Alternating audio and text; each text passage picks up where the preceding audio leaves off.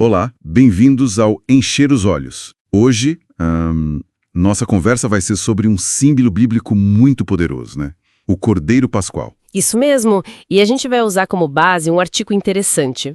O Cordeiro Pascual. Jesus, o sacrifício perfeito para a nossa redenção. Exato. A ideia é a gente explorar juntos como essa imagem, que é super antiga, se liga com o Jesus e com essa coisa da redenção, seguindo o que o artigo propõe. Vamos lá. Bom, para a gente começar a entender, essa imagem do cordeiro como sacrifício, ela não aparece do nada, certo? O artigo até lembra de Abel. Sim, lá em Gênesis, né? Oferecendo o primogênito do seu rebanho. É bem antigo mesmo. Pois é. Mas ganha uma força enorme, assim, um contorno mais claro na Páscoa do Egito. Ah, com certeza. Êxodo, né? Quando vem a instrução, sacrificar um cordeiro sem defeito. Isso, Êxodo 12:5. Fica parecendo, tipo, uma preparação, sabe? Um anúncio que vai se repetindo. É fascinante essa construção que o artigo mostra.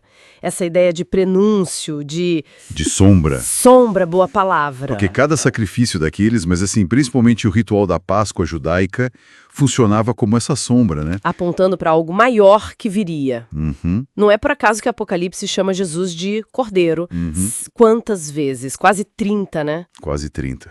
É muita coisa. Mostra essa linha contínua. Exatamente. Uma profecia se desenrolando, assim, ao longo dos séculos. É o que o texto sugere. E os detalhes daquela primeira Páscoa são muito vívidos, né? É. O artigo descreve bem isso lá de Êxodo. Muito. O cordeiro sem defeito, perfeito. E o sangue, passado nos umbrais na verga da porta, como um sinal. De proteção contra o anjo destruidor. Era um código ali, né? Totalmente. E a forma de comer. Às pressas, lombo cingido, sapatos nos pés, cajado na mão. Sim. Êxodo 12:11. Tinha uma urgência ali, um significado muito forte, de memorial, da libertação que estava prestes a acontecer. Exato. O memorial. E essa função de memorial era essencial, né? O artigo bate nessa tecla. A celebração todo ano garantia que a história não morresse. Para não esquecer. Isso. Para as futuras gerações perguntarem, pô, o que significa isso aqui? E ouvirem sobre a libertação de Deus lá do Egito. Êxodo 12:27 fala disso, né? Exato. E isso conecta direto, de forma muito forte, com a ideia de redenção. De resgate, né? Libertação. E é aqui que a coisa fica, mais interessante ainda, né? A conexão direta com Jesus, que é o ponto central do artigo. Sim. Aí a gente tem João Batista. Ele olha para Jesus e, solta. Eis o Cordeiro de Deus que tira o pecado do mundo. Direto assim, né? João 1:29. Uma identificação clara. E depois Pedro reforça isso muito bem. Pedro também é verdade. Ele diz que o nosso resgate não foi com coisa tipo ouro ou prata. Coisas que se corrompem, né? Isso. Mas com o precioso sangue de Cristo. E ele usa a imagem como de um cordeiro sem defeito e sem mácula. 1 Pedro 1, versículos 18 e 19. É muito forte essa ligação que ele faz. Total.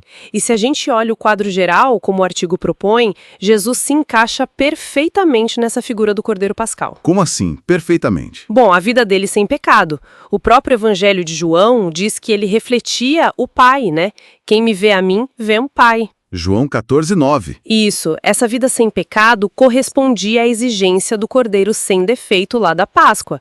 Satisfazia a santidade de Deus. Entendi. Ele era o sacrifício perfeito. Exato, o definitivo.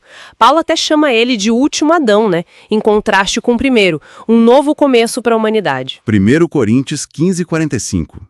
Faz sentido. E é em sangue de Jesus ganha aquele simbolismo do sangue nos umbrais das portas, oferecendo proteção, redenção do pecado. A libertação espiritual. Isso. E Paulo afirma categoricamente, né, lá em Coríntios 5:7, Cristo, nossa Páscoa, foi sacrificado por nós. Não deixa dúvida. Então, é como se a libertação física dos israelitas do Egito, que a Páscoa celebrava, fosse uma grande metáfora. Um símbolo para a libertação espiritual que Jesus oferece. Exatamente essa linha que o artigo traça. A Páscoa original foi libertação física, de um povo. Certo. Em Cristo, essa libertação se torna espiritual e universal. É uma saída da escravidão do pecado para uma nova identidade. Filhos de Deus, redimidos, reconciliados. Uma nova condição. Uhum. E o artigo ainda pontua que ele não é só o sacrifício, mas também um modelo de vida plena. Física, mental e espiritual. Como Deus planejou originalmente. Uma restauração completa. Nossa, é muita coisa conectada. Então, resumindo o que a gente viu no artigo, a imagem do Cordeiro Pascal é tipo um fio que liga o Antigo e o Novo Testamento. Sim, um fio condutor. Que mostra esse plano de redenção que, para a visão cristã do texto, culmina em Jesus. Ele é o cumprimento da promessa, o sacrifício que traz liberdade e um jeito novo de viver. Exatamente. E talvez, para a gente fechar, uma reflexão que o artigo meio que inspira. Qual? Bom, a Páscoa original pedia prontidão, né? Confiança em Deus, ação para sair do Egito. O pessoal comeu de pé, pronto para ir. Verdade. Então, como que entender Jesus como esse Cordeiro Pascal, o sacrifício perfeito, pode inspirar hoje uma resposta parecida? Uma fé ativa, uma prontidão espiritual, que muda as escolhas do dia a dia. Uma boa pergunta para se pensar. Pois é, a história da redenção, com esse Cordeiro no centro, parece que continua convidando a gente para uma vida assim, mais vigilante, renovada.